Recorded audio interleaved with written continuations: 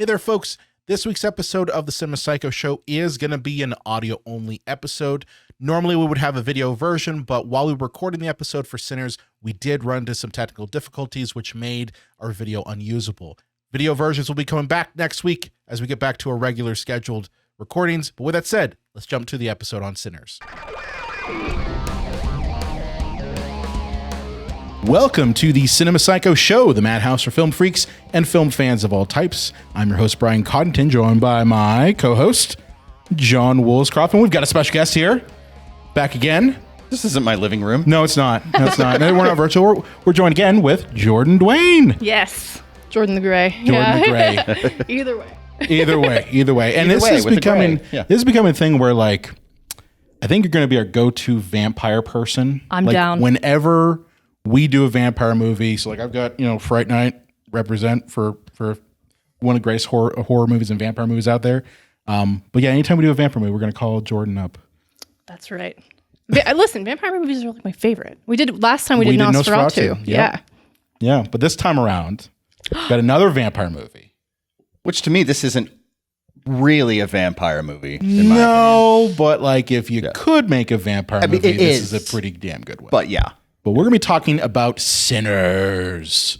Very much overdue. Very much overdue, yes. Can you imagine a movie that's an original idea from an auteur director that isn't based on something before? What's that? Yeah, I'm so confused. What is that? You mean it's not a Marvel or DC and or some obscure, comic book? Well, what is the next 3 weeks? We got Jurassic 9 is out or whatever it is. Jurassic Fart. And yes. Then, Speaking of farts. Then we have Superman. Stay tuned. And then we have Fantastic Four. That's the lineup. So to actually see an original concept and for a studio to actually believe in a movie. Yeah. It's kind of bizarre. He's proved it. I mean, with Black Panther and in other successes that they figured, well, okay, we'll actually roll the dice with an original concept. Well, I got to ask you both this question first, just to kind of start off. Did you go into this movie cold? Yes, I went in blind. Okay. Jordan, why did you go in blind instead of do what most movie people do, which is you're like, I'm going to go observe every piece of trailer content out there? Well, so I actually like going into movies blind, especially when I saw that it had good reviews. So I was like, definitely going to see it. Mm-hmm. I'm a movie nerd. You guys know I love movies. Yep. But I wanted to go into this one blind because I feel like there are so many spoilers online and then you do get spoiled. And then I'm like, oh, that ruins the movie. So I was like, I'm staying away from everything. I'm not looking at anything. I didn't even know what it was about. And that's what I said to Brian earlier. I said, when Michael B. Jordan came on screen for Sinners, it took me 10 minutes. And I looked over at Bill. I was like, is there a Matthew B. Jordan? Is there two of them? And he's like, no, babe, that's him. That's just him. I was like, oh, cool. Because I was like, is he a twin? I didn't even know he was in it. That's how little I knew about this movie. So I was pleasantly surprised to find out that it's a vampire movie. Well, I would say that it's a love story. Oh. You have to unpack that. I just simply saw the trailer as well, and I thought it looked intriguing because I think in the first trailer, they don't have red eyes. So I thought it was just a bunch of racist people trying to shut down a club, back in the 30s. I'm like, oh, it's a movie based on the history of race in this country. And then to find out it was a vampire movie, I was like, oh, okay, there's the big twist of it. I actually liked the first half, I think, more of this movie than the second half. I liked meeting these characters and the whole setup of them starting the club. And then it's like, and then we just take this pivot into vampire country. Yes. It sort of gave, oh my gosh, Feet Guy. What's his name? Oh, I know what you're talking about. From Dusk Till Dawn. From Dusk Till Dawn. Yeah, it gave From Dusk Till Dawn. Tarantino. I knew exactly what you were talking about. The Feet Guy. Yeah, so it gave me From Dusk Till Dawn because that's the same sort of setup where it's like, you don't know this is a vampire movie, and then you're like, oh, this is a vampire movie. No, I also went in very blind. I mean, I've honestly, because of I've become kind of jaded when it comes to movies because of a lot of the fact that it is just recycled bullshit. So when I saw Sinners, I was like, whatever. But it wasn't until I started seeing people saying okay, this is a vampire movie that I'm like, okay. So even then I was like, I'm not going to watch a trailer. I'm not going to look at any reviews. I'm not going to do any of that. I'm going to go into the movie really just kind of, trying to get it. And I really was pleasantly surprised by this. I love the vampire part as much as the build-up stuff. I really do. And I think it's because this movie is about people. It's about characters, right? Like, I think a lot of times, and I don't know if you guys get this, but like, how many times you watch a horror movie and, we were talking earlier about Final Destination Bloodline. Yeah, right? yeah. And we're just like, it's just, good kills, great. It's kind of not just popcorn garbage. Yeah. But like, you contrast that movie with this, where you've got characters that you're like, I empathize with them. I see what they're going through. And it's a thing where you give a shit about what happens to them. You want them to survive, right? So it was really refreshing for me as in a movie going watch. And honestly, it was a thing where like I saw this in streaming. I didn't go and see it in theaters. You missed out. Well, I know I missed out, but like, here's the thing: how many times when you're watching a movie at home, you're almost fighting the urge to look at your phone? Oh, I know, right? And so, like this movie, I was 100% locked in from start to finish. Didn't look at, and I watched like the credits because I was like, is there gonna be more? Yeah. Like, that can't be all of it, right? Well, there kind of was. They kind of did get you at the end. Sam Jackson came in and recruited him to the Avengers Initiative.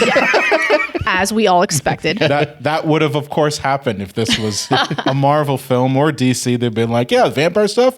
You've just walked into a much bigger world. It's like, okay. This movie, you said it's about people. I think this is really, if you break it down, this is a movie about belief systems. You have everything from African traditional Hoodoo. Yeah. You have indigenous Americans, their point of view. They're a lot about Christianity, but paganism, because our villain in this, he was around before Christianity came and just vomited itself all over, Ireland. But there's also the disgusting belief system of the Ku Klux Klan. There's so many different ideologies. And what I think is so fascinating is the villain of the film kind of says like, look, it doesn't matter if I'm white and you're black and what happened in this country to you is, as compared to me, like we can forego all that. We can be a brotherhood of vampires. Yeah. We can transcend all of this nonsense that we've instilled as human beings. So, and that's an intriguing thing. It's not just, like Nosferatu, which I love that film, but he's, Nosferatu is just there to rape evil. and plunder and eat and evil kill. and have a zombie dick, all that fun stuff. I do believe that the movie was about beliefs. I also, like I said, believe that it's a love story. So expand on that. Yes. So it is a love story with horror in it. And here's why. So the two twins, right? Smoke and Stack, both played by Michael B. Jordan, who did such an amazing job. Yep. So Smoke is in love with, what's her name? Is it Amy?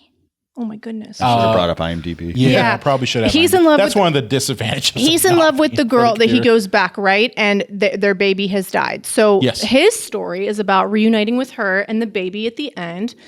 Stack is in love with the girl who's her dad was half black, right? He gets reunited with her. They end up both getting turned. They end up together. And then Sammy, the cousin, it's also a love story with him because of his love for music. He opens up the club and he names the club Perline after the girl he loved who died in the fire with the vampires. So all three of the main characters in this, they're sort of chasing that love and they all find it. Do you think that ties into a little bit with like vampire lore? I think kind of so. how there's an undercurrent of romanticism. Yes, I think so. I think, vampires have always been like sort of hypersexualized and over romanticized. And that's because us monster fuckers, and I say us loosely, I really mean me. No, the monster fuckers. Listen, the audience, they're going to say, well, I'm a monster fucker. Listen, Predator. Frankenstein. Absolutely. Come on. Yeah, exactly. Yeah. So, the people King who Dong. like that sort of like, ooh, this is risky. He can kill me. I kind of hope he does. That type of vibe. It's definitely in keeping with that. They're good looking vampires, I love the fact that they built into the lore of this the whole idea that you can't enter, because I don't know about you, but I've seen more vampire movies and TV shows that don't really abide by that in more recent years. I think True Blood did abide by that. But it's one of those things that's like, no one talks about that. Like, they can't enter your house unless you invite them in. Like, old 80s vampire movies did abide by it, but most modern films haven't. Except for Anne Rice. Her vampires didn't need an invitation. Yeah. Yeah, Lestat used to creep into places and just... Well, it's funny how we have romanticized vampires now when really the idea of the vampire is based in anti-Semitism. Is it? Yeah. Oh my gosh. Yeah. I mean, it's become so much more in the last 300 years or so, but it's grown beyond that. The idea of the Eastern European other, that whole thing it is steeped in anti-Semitism. And the idea of like drinking blood, like how you hear like QAnon say, "Oh, the Leonardo DiCaprio's drinking baby blood." Yes. Yeah. Sure. So okay. drinking well, blood. You know what? That clicks. Yeah, the ability to transform, like, you see the Borat films, right? Where it's like, will you transform into your new form? Like, that the whole transformation thing is another anti-Semitism trope. Yikes. But yeah, which is very interesting because The more you know. Because this movie really is kind of a battle between Christianity and paganism. But I would say that it doesn't tell you what, and the thing is, this movie is very much about shades of gray, which is good when you do it intelligently. Like, Smoke and Stack aren't good people, but they're not terrible people either. The vampires make a point. They're not right, but they're not wrong. Like, this movie doesn't tell you don't believe in Christianity or don't believe in it. It's just, you can actually talk about it when you get out of it and have some meaningful discussion. You're not spoon-fed the answer, which I like. Yeah. No. I upon first watching, I didn't get the whole like Christianity versus other religions thing. But now you kind of mention, it is very much that. But it's not like you don't see like Van Helsing coming in with a cross or anything like that. It's not to that extent. Well, I did my research, and our villain lived in Ireland before the influx of Christianity. Okay. So, he saw what happened when it's like St. Patrick, that piece of shit. it was pre-St. Patrick actually. Yeah. And so when St. Patrick came in and went, you're all gonna believe in all these people. in my God now, and tell everybody I killed a bunch of snakes. And the worst part of that, and this is just a little factoid that just sticks in my head about St. Patrick, is he killed all the snakes in Ireland. Snakes never evolved in Ireland. They were never there. Snakes was just what they called the pagans. Yeah. So there was no actual snakes in Ireland. That wasn't a thing. And that he just went there, and they said that St. Patrick actually like killed people at his own hand. Like, it wasn't just like by his word, that he actually did it himself. And that's what pisses me off about St. Patrick's Day. And there is very true, but there is a lot of further information online. Like, if you search for it, there's like newspaper headlines, like fake newspaper headlines that a boat coming to America in 1911, everybody was dead on board. There was destruction, fire. And they said there was one man who looked like he was running away, like smoking into like the woods. And that's our villain. Sure. Okay. Really? Yeah. We kind of had like the, the classic Dracula, kill everybody on the boat, kind of thing. The Demeter vibe. Yep. Yeah. So there's like a whole lot of really interesting backstory stuff if you search on the internet and find like where they put these little Easter eggs. Yeah. I really liked just sort of the aspect of, that era. It's the 1930s. It's in Mississippi, the Jim Crow era where, segregation is still very much a thing. It's prior to civil rights, so the Klan is still very much a thing. I mean, I think we all know that they still are. They just wear different hats. Yeah. But, and it's... They're very proud now. Yeah. And they're boys. Yeah. Yeah. It's funny that they call them proud boys and not brave men.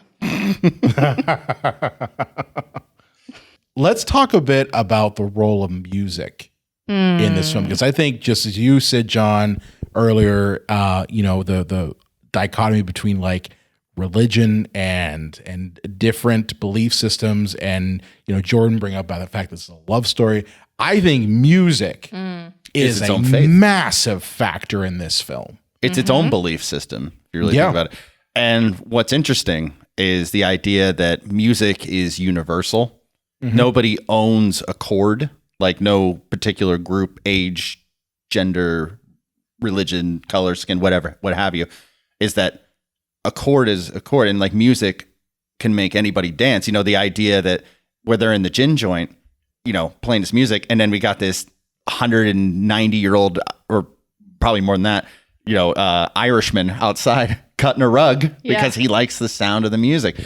But I will say this, I'm going to stand on my soapbox on this. I don't think white people should play the blues. I hate that. Explain. The blues is a music created by black people who were oppressed in this country, and then by the exact white people that go, that looks like fun. I'm going to go up and put on a pair of sunglasses and blow in a fucking harmonica and sing the blues. Like, fuck you. What do you have to be blue about?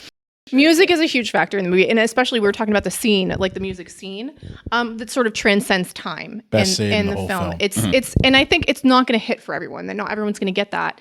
That no matter what the era, no matter who you are, no matter where you're from, that music is its own religion. It can be, and sort of the effects that music has. For instance, like when you go to a concert and everyone knows the words. I went to Hozier last summer where it was sold out. Everyone knew the words, and the collective effervescence of that is akin to a religious experience. And that's sort of how like these big mega churches manipulate their viewers, is by using certain musical notes, like by, you know, because you can get that, you know, the emotional response from this type of, you know, music. And that's what they do to sort of manipulate their crowd into thinking they've had a religious experience when they're just listening to music. It's the same experience universally without that religion, without that, you know, deity that they're pretending is there.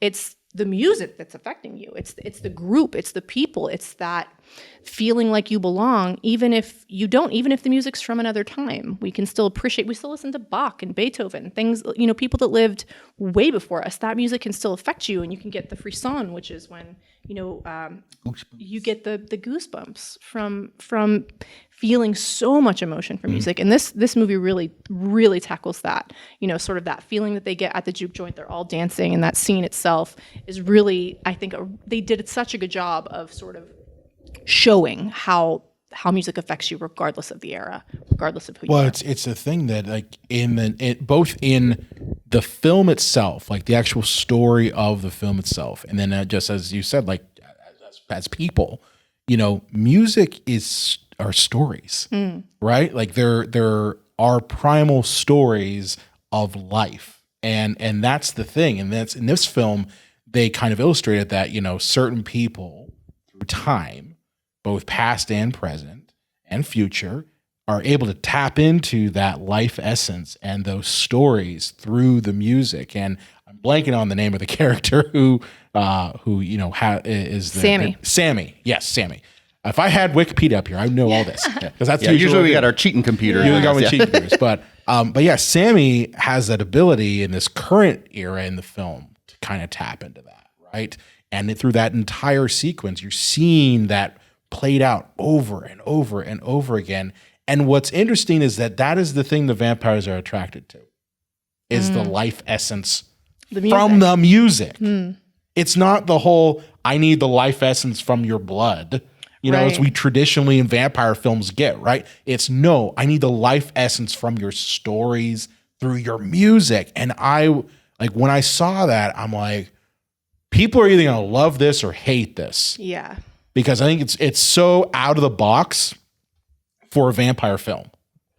You know what I mean? Well, in Queen of the Damned, you know, Lestat's music wakes the Queen of the Damned, awakes Akasha for that reason. She was sleeping for centuries and then awoke to the sound of the music. And again, I think that it's because music transcends generations. It transcends what we, you know, perceive as people. Like maybe we don't even understand what it fully does to us, you know, and it is that primal level where people want to dance and be together and sing and you know, even if you're not good at it, you still want to.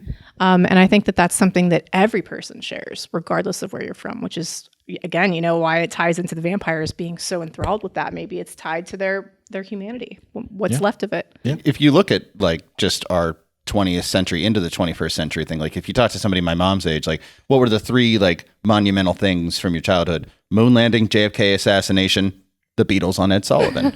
You know, Gen Xers, where were you when you found Kurt Cobain and killed himself? And now we have people who are watching the Super Bowl who don't give a shit about football because Taylor Swift is there. Right. Yes. Yeah. Absolutely. No, I mean, both my wife and my daughter are Swifties. I don't get it. My sister's a Swiftie. I don't get it. But at the same time, like whenever I've listened to her songs, I'm like, these are stories. These are her stories. And as people, we relate to stories, right? I mean, for me, the type of music I listen to, not really about stories, but it's the feeling that I get when I listen to, a piece of like, metal music or rock music, where it's the feeling I get. It's the zen almost that I get, especially that's why like most time when I'm working, I don't know if you guys are the same way. I'm usually listening to music as I'm working because that gets me through, that gets me in a mode to be able to do what I need to do. I listen to classical music when I'm writing my scripts for YouTube, so I'm listening to some of the greatest music ever while I write poop and fart and dick jokes. Is that for real? Yes. I did not know that. I usually put on Bach.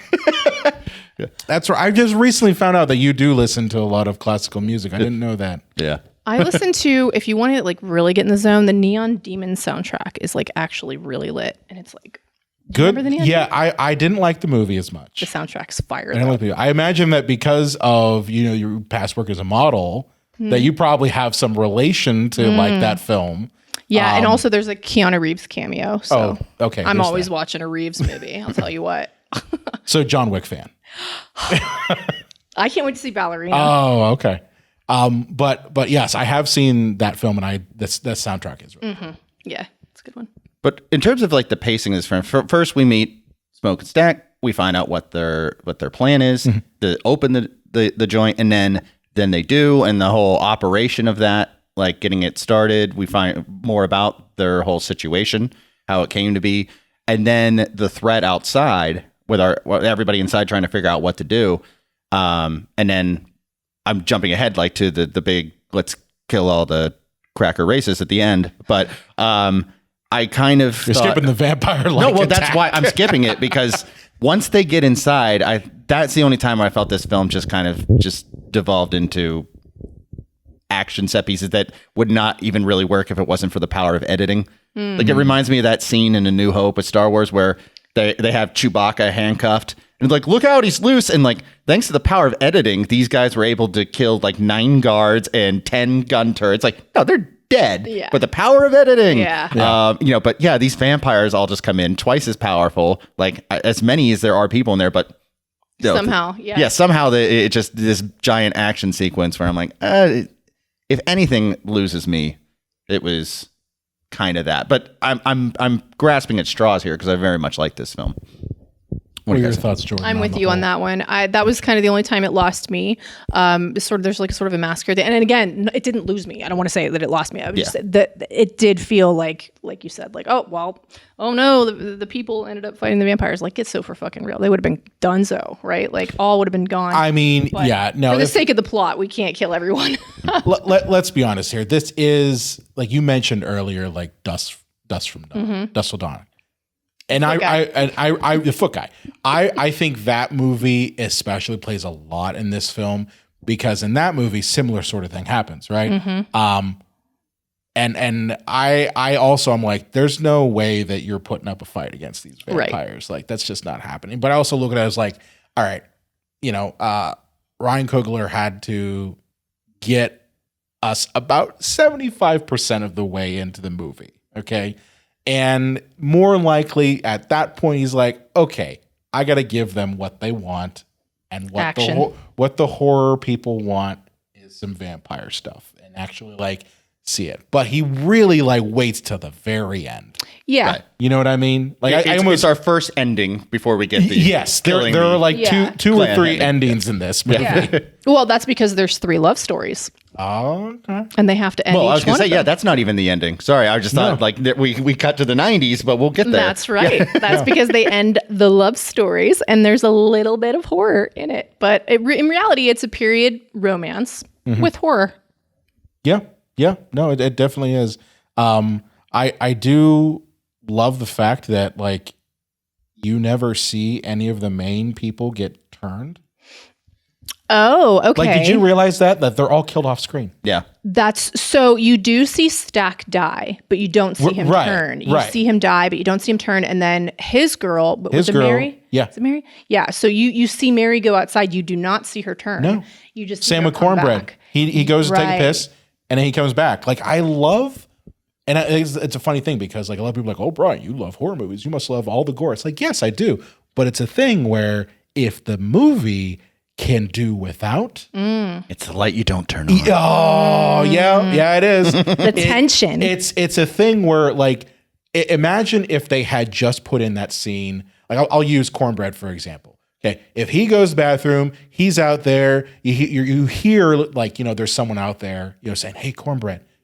If you immediately had him get bit, and then we cut to him, then it's working on a level of like we know that he's turned to a vampire. But here's the funny thing: when they don't do that, when they don't show that happen, we as the audience don't know. We assume, but we don't really know. There's still a level of doubt. Yeah. And I love that because it plays with the audience.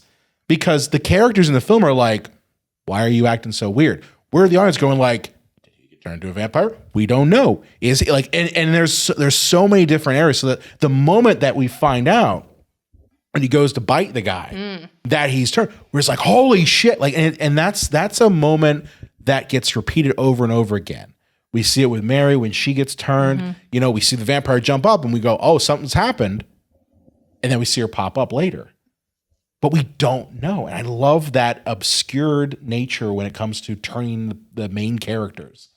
Obviously, Stack gets hit and we know full well, like, okay, yeah, he's dead. I find...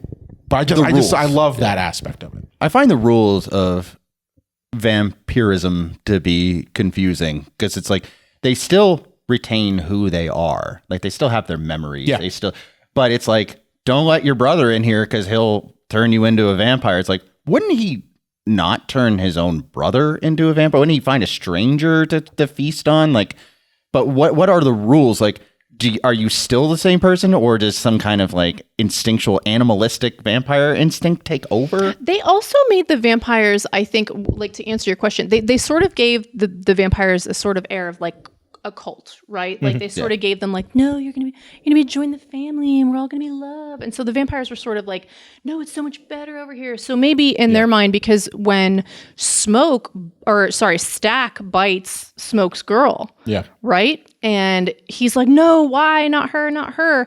And he's like, no, it's gonna be better this way. You'll see. Like, so in that moment when his brother is still human and he's a vampire, he's going, no, you'll see, it's going to be okay. So maybe they really did believe that, maybe they really did believe, or you're led to believe that they still believe that no, this is going to be better when you're with us, you're going to join us, it's going to be good, so maybe they really did think that, or maybe it was just they're evil and fuck you and your girl. Like, it's sort of left for interpretation, which I love. I mean, the vampire rules are always thrown all over the place. I mean, some vampire movies you've got silver, you can't touch that. Garlic. In some movies it's garlic. Well, you can't. They had garlic in the movie. Yeah. So like, there's always the rules of the vampirism get kind of in flux. I view it more kind of like with you, Jordan, where like they get turned and they almost have a sense of euphoria. Well, you would, wouldn't you? Yeah, I mean, if you realize that you feel no pain, you're powerful, like you can see in the dark, you would feel euphoric, especially in that first few days. I feel like if you weren't terrified, you'd be like, "Fuck yeah, brother! Look at this." Well, the other thing too is, and it's kind of plays into the religion aspect of it. If you look at the vampires as their own religion, okay, imagine if you're talking with somebody who has been adopted into a certain religion or a certain belief system, right, that is counter to you. How do they act? Well, are they still them? Yes, they are. Yeah, but they proselytize. Yeah. So it's almost like, Stack gets turned into a vampire. He's part of this new cult, religion, and he's not going to see that there's any problems with it. He's going to be like, oh, well, I want my brother to be part of this. I want, people I care about to be part of this because it's better over here. But it's almost a thing where it's like from outside looking in, you could be like, no, it's not, dude, you're dead. Like, but it's a weird thing. I almost look at it as like born again Christians. Oh, right. Know? And there's nothing against, I'm going to be honest with you. There's nothing against whatever religion as long as you're not hurting anybody. But like, I was born a snake handler, I'll die a snake handler. But it's just the thing where I think there is some level of looking at the vampires in this film as a religion and them saying like, come over here, join our team, join our side. they're not doing it from a malicious side. They're not doing it from that. They're doing it from it's better. Recruiting. Yeah. The cult, the really only difference between a religion and a cult is that in a religion, the leader is dead. Yeah. And in a cult, they're not. I also money and numbers too. But they're sort of the same. You know what I mean? Well, I always gone with like the only difference between religion and cult is one is socially acceptable and the other isn't.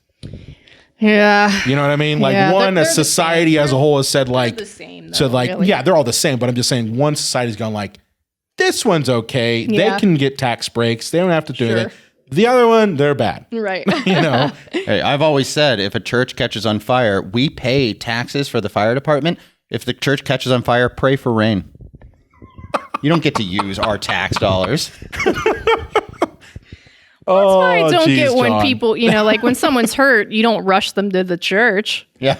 No. No, I help them. don't. No, you go to the hospital because that's where the real doctors are. And then they'll say, well, God made the doctors. And it's like, well, sure, if that was the case, and then couldn't God just skip the step of the doctors and just fix people? They could, but they don't. So let's talk about the multiple endings this film has. Okay. So obviously our first one is Vampire Battle Royale. John, it's okay. Yeah.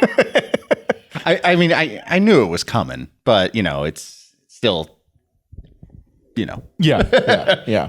And our head vampire, he gets killed in a pretty brutal way. Doesn't he get smacked by the guitar? I really like the CGI for that. I was watching it today, like when he, spoilers, when he ends. Yeah. It's sort of like a really cool scene. They show him like burning up, and like the CG was good. It was like, I was like, oh, this looks great. And then I looked at the budget and it was 90 million. So I was like, well, it better be for 90 million. But That's actually not half bad. It looked good. For today's budget, yeah. I mean, like that's 90 million for a movie that isn't based on any property at all. So like that's actually not half bad at all for it. Because you look at like how much was Indiana Jones last one? Wasn't it like So it was about rough estimate was about 225 million before promotion costs. Oh, before the promotion. Yeah. So you're looking at about 350 million. So that movie, if you think, well, if the movie theaters take 50% of the tickets, that movie has to make 700 million to break even, and it has to make $1 billion to be seen profitable. Yeah. You're putting yourself in the fucking hole right before you start, Yeah. But no, Sinners definitely made its money back. Sinners made its money back. But no, I also was not the CGI I thought was great. They did use some practical effects in this. I don't think they did nearly as much as I would have liked. Well, see, But I get it. I hate when people are like, "Oh, fuck CGI. Everything should be, practical." It's like, do you know why Jurassic Park still works? It's because it is CGI, robotics, puppetry, and sleight of hand. It's everything. Yeah, it's everything. And they do, what they need when they need it. Like Terminator 2 was very much that way. Like, if you really are keen eye on that movie, the scene where the T-1000 is connected with his golf club arms to the back of the car and they break out on the road, that is clearly a dummy. They didn't do that in CGI. They just had a dummy because the shot's real quick. And I only know that because I watched that movie like once every year. So, because I'm a man of a certain era. I've noticed that, but you probably just didn't notice it if you watched it once. But yeah, it's that balance between all kinds of different techniques. So obviously Vampire Battle Royale, that's the first ending. What about the second ending? Well, where we get like the real villain, it's like The real villain. the monster that was created in Frankenstein wasn't the monster. Dr. Frankenstein was. In any good zombie movie, the zombies aren't the villain. Man is. Yeah. Yes. So it's like the vampires, maybe we could say, maybe they got a misconstrued point of view, but at least they are in their minds coming from a good place. The Klan I just not so wanted much. some music. Yeah, John. we wanted to see the Klan get Yeah. taken out. Yeah. And so, like, as they said, you really think this is going to work out for you? If the mob doesn't get you, the Klans, they're not going to just let you be successful. Right. Right. Look at Tulsa, Oklahoma, for God's sake. Exactly. Philly. And so, yeah, this was satisfying, where Smoke takes all his like World War II military training and just destroys all these guys. What's funny is they always are like I noticed this in the movie. Stack is always telling Smoke like, okay, do we got to get the trunk? and you don't know what the trunk is through the whole movie. It's a Tommy gun. You don't know what's in the trunk. And the minute that shit gets real, he does open the trunk up and it's a whole bunch of guns. All of the guns, because you realize like, Smoke has been in the army, and this is like, well, Smoke's name was Smoke because he smoked, but also he shot a couple guys just on the street for looking in his trunk. He smoked them. Yeah. So like Smoke has a, I think a dual meaning. See, I thought he was just into barbecue. Well, he was the one that was always smoking. He's like, I need a cigarette. So I assume that's why he was Smoke, right? But it definitely transcended that. With I like to believe that they were triplets, and then there was Snitch, but they couldn't let him stick around. Smoke, Stack, and Snitch. Oh, Michael B. Jordan would have been tired if he had to play three roles. I'm not doing a third character. Okay? Not doing a third character. What you mean? I can never remember which one is Smoke or which one's Stack. Like who survived? Smoke is the one that takes out the Klan. Yeah. So Smoke ends racism. Smoke takes him out. Yeah. Well, I the whole time just going like, he's gonna like go out in a blaze of glory, right? Yeah. Like, and he absolutely does. And I was told it was just like, yes, because like they totally screw them over and they totally set them up. And like the whole time going like, I don't care how much money you give this racist piece of shit, he is gonna do something to you. This is 1930s, the South. They're not gonna just say like, you gave me money, so I'm not going to do something. And he very much has that Bull Connor look about him, spit-tuning. And So like when the vampires eventually say like, yeah, no, this is literally a kill zone. They're going to come and kill you. So just join with us now. And like, that's why I'm like, oh, okay, if you're vampires and you can just take those out. But like he doesn't. And instead, because you find out he's a soldier too. Yes, right. They were in World War I. They were in World War I. So like he's got combat experience and he just mows them down in like the best way possible. Yeah. And that's another interesting presentation of this film is that like you're good enough to fight in the war for us, but when you get back home, go fuck yourself. Right. Yeah. And they did. They put them on the front lines. And they basically, you said, okay, you're not going to give it to us especially after we protected this country. We're going to take it. But you don't rob the Irish and the Italian mobs and get away with it. Right. Because it is their whole thing is that they left the South. They then went up north to Chicago. They were first like bank robbers and things like that. They were working for Capone. They were working for Capone. Before they worked with Capone, yeah. And then they just ended up, working the mob against them, and stealing from and making the Irish and the Italians think that it was one against the other. One or the other, yeah. But they were pretty much like, it's one of those things that when that little piece of information is really like divulged in the film, you're like, there's no way you're surviving. Because if at one point either one of these parties is going to come and get you, if it isn't the Klan that's in the South that gave you the farmhouse to have your juke joint, it's gonna be the mobsters up north that you stole from. Like there's no way that you survive this. So like when towards the end when you see that, unfortunately, again spoilers, but Smoke does die. After mowing down the Klan, as you say, John, he ends racism, right? But I'm like, in that particular field, yes, in that field. But in that moment, I'm like, that's the best way that they could have gone out, and I could have seen in a world in which, if this was any lesser of a director, that they would have been like, I think you need to have Smoke live. I sequels. I think no, but that's what they would have done. I think it worked. The fact that the one didn't make it. Yeah. And he returned to like his girl died and his baby had died, so he was. That's again that brings in that love story. Yes. So that love story I think was finalized in the correct way. He went with his girl and his baby, and then his brother ended up becoming immortal with his girl. So like. The love stories worked out, and then of course Sammy the singer ends up, being super successful. He opens the jazz joint. He names it Pearline after the girl that he had a crush on, who he was, licking like an ice cream cone in the room. This is a really horny movie. This movie is. I'm just going like, you got off of Black Panther and decided to just do this, huh? I'm like, okay. He wanted to put that in Black Panther. But totally. It was Marvel. You couldn't have any fun. No, I was just like, oh, okay. We're going full out, just like 1 degree away from porn, but that's okay. It's funny when like you're in the moment with somebody being intimate, like something can seem sexy, but if you're watching it from a distance, like, ugh, like that one where she spits in his mouth, and I'm like, ugh. I swear, I rewatched this movie today because I was like, I want to be fresh, you know? Yeah. So I watched it today and I was like, oh, do I like this? Maybe we do. I don't know. Maybe we do. I don't know. I mean, yeah, I've been with my partner for almost 6 years now. We get weird, you know? You got to get weird. Being comfortable, right? That's all about being comfortable. You gonna try this, babe? Hell yeah. As they say in sales, get comfortable with your uncomfortable. Yeah. Which is just code word for the butt. Just try. And listen, you got to try everything once, twice. I mean. Oh, wait, what podcast is this? Oh, yeah. Sorry, guys. Podcast.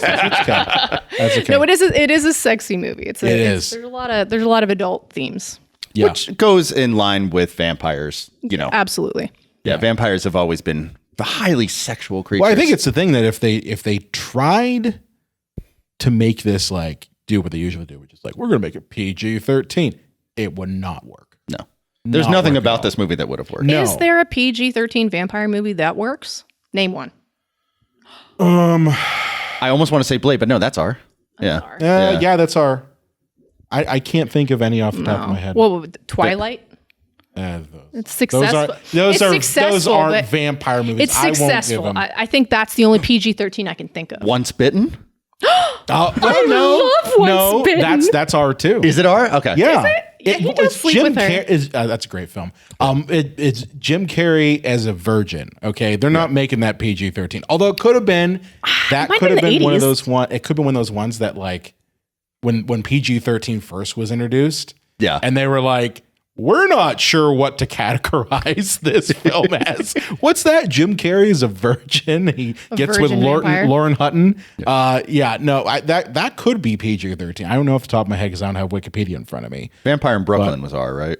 That was R. Yeah, definitely. Yes. Yeah. No, there really aren't any PG-13. It's literally just Twilight. I swear that's which I don't consider Twilight a vampire movie. Sparkly. I don't consider them vampires. I think that if you had the vampires from Sinners against the vampires from Twilight, vampires from Sinners would rip their throats out. Well, every vampire would take out the Twilight vampires. Well, unless it's a baseball game in a thunderstorm. Oh, here we go. But just a quick sidebar. I saw on the news that we've only had like 10% of our year here in Pittsburgh has been sunny. Yeah. And so forget Seattle. Edward and his whole crew just moved to Pittsburgh. They could have. Yeah. To be fair, this is a true story. I ran into Kristen Stewart in Pittsburgh. No way. Swear. So did she close her mouth? Listen, I love her. Okay. So true story. So Bill and I go out to dinner. We're at Umami and we had been gardening. Smoking weed for those people that don't know.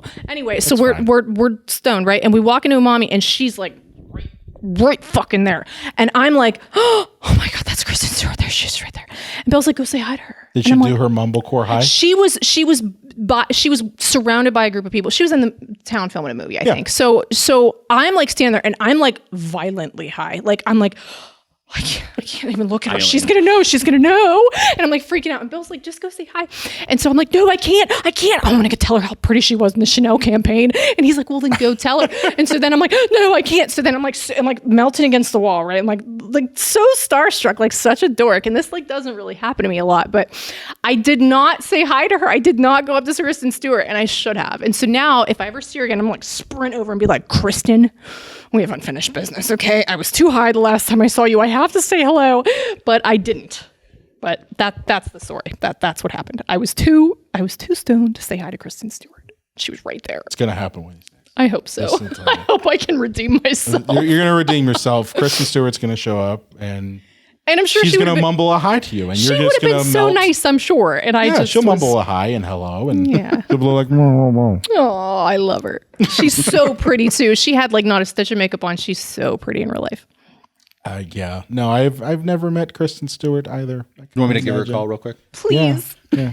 John can pretend to be a student in one of her classes that she teaches. That's his thing. Yeah. Is pretending to be a student to talk to celebrities. Don't help me, Brian. Yeah, I was in Mr. Franco's class. He taught me how to act, and he put his tongue down my throat. Can you give me his number? Oh, Allegedly. I was going to say allegedly. I really liked when the very, very ending, when we were in the 90s. Yes. In the early 90s, This is right? a good This one. felt like a book epilogue to me, but It was like an extra, it was like an epilogue. It was like a little, oh, here, by the way. And like I said, I love that Sammy had named the joint after the girl. And then, at the end, Stack shows up and says, oh, he smells him. He's like, you don't have long, basically saying that you're going to die soon. Yeah. And he says, I can fix that. I can make you, take away your pain. And he says, no, I think I've seen enough, and then they end up just playing the guitar to the end, which I really liked it. I liked the way that it sort of left an open book, that the vampires left and like left him to die as he wanted. And, they're out in the world, right? Like, I like that. Yeah. Well, I mean, I love their 90s clothes. Their by the way. 90s clothes were awesome. Very like Fresh Prince of Bel-Air. Yeah. Yeah. No, what was nice about that one was just like, Sammy was told by everybody, this music thing ain't going to work for you. Right? Like everyone told him, like, don't do the music thing, stay where you are. Even Stack tells him, don't get involved with this. This is your one night. You're not coming back doing this music stuff. This is it. And clearly he did what he wanted to do. Like the whole experience with the vampires, seeing his cousins die, just kind of, drove home that he was going to do what he wanted. I think there was a scene where someone was saying, one of the girls was saying to Sammy, like, oh, I would tell you to keep doing this, even if you didn't love it, but that wouldn't be true. Like talking about the singing. You have to love it. You have to love it to go after something that you want to do. You have to be successful. You can't just chase something for the money. It has to be what you want, what you feel in your heart. And I think that's exactly why he was successful, is because he loved it. Yeah. And then he experienced all of that. And he's, at the end, he's driving away with the handle, the guitar, he's holding it and he's leaving. He left the church, and the next time we see him, he's, 80 years old in the successful joint that he's opened as a successful singer. Yeah. And it just shows again that it's a love story. Well, it's the road less traveled, right? Like he made his own choice. He didn't go by what the vampires were laying out. He didn't Or his go dad, by his because father. his dad didn't want it. Yeah. He could have just simply gone the way of God, but he went his own way. Well, his dad kept saying, drop the guitar, Sammy, drop the guitar. And then you see him holding the guitar, driving away from the church, which is great. Well, it was the thing where the guitar saved his life. Right. He killed the vampire with the guitar. That too. So, I mean, there is that. Good talk. Final thoughts on this movie? I think that there's so many fascinating layers to this movie. Like it makes me, I saw it in the theater. I rewatched it in preparation for this. But now I feel like I want to go watch it again. But I would, we're obviously the three of us pasty people, Brian and I are from the Celtic Isles, if you will. Yeah. So I would be very much to want to hear a point of view of like the African American audience, because this isn't my experience. Like I can read all I want, but I'm never going to know, this type of, to see what their take on everything is. I can appreciate the movie, but you'll never understand. No, right. It's to that level. Yeah, I know. I was kind of bummed. I was like, oh man, I'm too white for this, We're the villain. We're the vampire. We're the vampires. I loved it. It was fantastic. And even though I'm fully aware that I can't appreciate it on the same level, like I cannot recommend the movie enough. It's fantastic. No, in every way. I have. It's been a long time since I've seen a really good vampire movie. Like obviously, like that isn't necessarily Nosferatu or Dracula. No, like those obviously always attract really solid films for the most part. But like to see another one, like the only one I could think of would be like maybe 30 Days a Night. That was the last time that I saw a really solid non-Dracula, I didn't like that movie. You didn't like that movie? Oh, for shame, John. Love Josh Hartnett, so I loved that movie. No, but my favorite line from that one is when she's the head vampire is going to kill one of the girls. And she's like, "Oh God, no God!" And he goes, "God, there is no God, no God," and then he kills her. It's so good. Yeah. But it's a thing where like you very rarely see vampire movies that aren't pulling from like the Dracula trope and that sort of thing. And this movie does it well, and it makes it honestly. You could take the vampire stuff out completely, and it would still be a really good movie. Yeah. You know, I love the fact that this movie can exist on its own without just relying on necessarily the horror stuff. I think it's very little horror. Like I said, it's more of a romance than anything. The three love stories tied together with the horror, and the horror is obviously a huge part of the storyline. But the culture and everything about it's a period piece. Yeah. You know, it's a period piece. So it's fantastic. I love a good period piece. Love it, and I love a happy ending. And I feel that this truly was a happy ending for everyone involved because, you know, Smoke lost his girl and his baby. He joined them. Yeah. That's a happy ending. Stack found his girl, who he said he could never be happy with, and ended up being happy with her for 80 years after turning vampire. So they got their happy ending. And Sammy, of course, got his happy ending by being a successful musician when everyone told him that he wouldn't. So it's this beautiful period piece, 3 love stories wrapped together with horror, with all of the aspects of the music being so important, the culture, the Native American culture. You know, the Irish culture, and of course the African American culture. And it's just, it's beautiful. It's wonderful. Loved it. Now I do want to watch it again too. Jordan, I have one final question because we don't usually have the luxury of a lady. Did you think that it was so clearly a male writing and directing this when he sees his dead wife and she's breastfeeding? Because the value a woman has is in her baby making and babies, you know, keeping. You know, the fact that she could have been holding the child, but no, she's breastfeeding because that's how men portray that. That's what a woman is. I think maybe that's for fertility. I didn't look at it that way as sort of like this sort of epitome of fertility when I saw that. She just looked beautiful. Like she's sitting there, she's beautiful, she's ethereal, she's all in white. The baby is there. And I think that's, you know, that was the interpretation of what the director wanted to see as Smoke's heaven. Yeah. That Smoke made it to his heaven with his girl and his baby who didn't make it, you know? And I think that, you know, breastfeeding is overly sexualized by the West. So if you, for instance, I lived in Europe. When you go to Europe, it's not a thing there. Like breasts are breasts. They're part of our body. They're not necessarily like over hypersexualized as they are here in America. So I didn't even think about it that way, honestly, that it was sort of like, oh, she's only useful if she's fertile. I don't think that's the case. I think it was sort of tying his family together, that he got to see his baby, that was the whole thing. You know, he went back to her. He said, I love you still. And, you know, then she died. He did what she told him to do, which was take her out. She said, don't let me turn. He didn't. And then they were all reunited after he lit up the Klan. So it was, I think, a beautiful ending for everyone. So what's new with you? What's going on? What's going on in your world? Oh, you know, just same old. I'm getting ready. My sister's getting married, so I'm like focusing on that a lot. I'm reading It's Summertime. And of course, making my content. You guys can follow me at Jordan the Grey Witch on TikTok. And got some really good stuff. Not going to say because I watch a lot of it, but and you know I comment on it all the time. Yes. But really good stuff amidst all of the hellscape that is out of the news. So it's very good stuff. Definitely got to check out Jordan's TikTok. John, where can I find you at on the internets? Let's see. You can find me over at Facebook and Instagram, all the older guy platforms, and over at JDub's Video Nasties.